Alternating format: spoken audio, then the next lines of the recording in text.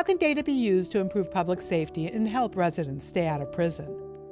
This was a question that launched a new collaboration between the city's innovation team and the Long Beach Public Safety Continuum, which consists of police, fire, health, and other organizations throughout the county.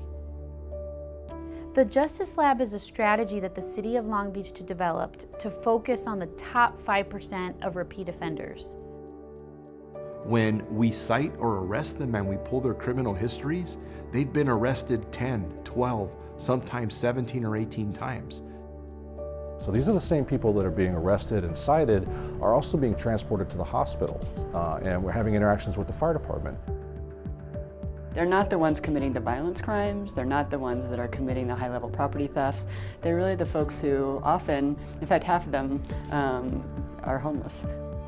They're intersecting with our various city departments, but historically those departments hadn't connected the dots, that we're all seeing that same person in our different outreach efforts, if you will.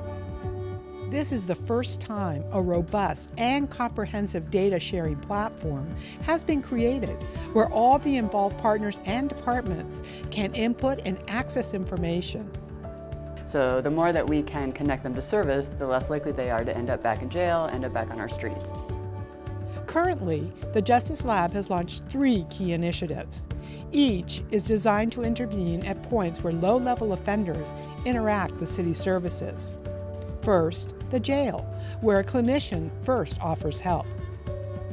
I have had the opportunity to meet with approximately 400 people who are open to getting help.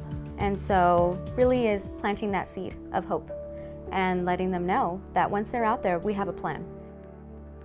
Another key point of intervention is the actual courtroom, where again, individuals who committed low-level crimes are offered alternatives to time in jail.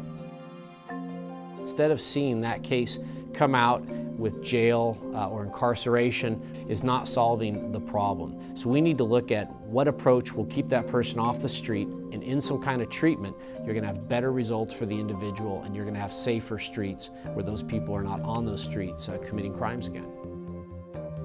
Lastly, both the police and fire departments have active outreach teams who are often the first to connect with low-level offenders. This data-driven approach allows us to focus on specific people who are committing crime over and over and are impacting different systems within the city. I think that's where we're going to see the benefit from this team, is we're not going to just keep on recycling people back through the system, back to the hospital, back to the street, back to jail, back to the hospital, back to the street. It's going to be, we're going to get a solution. I'm so proud to say that the City of Long Beach is a front runner in the nation. We have other cities and counties across the country that are looking at us. They want to understand how do we analyze our data, and they're watching us as we launch the Justice Lab in hopes that when it is successful, that they can replicate something similar in their own cities. For more information, visit longbeach.gov.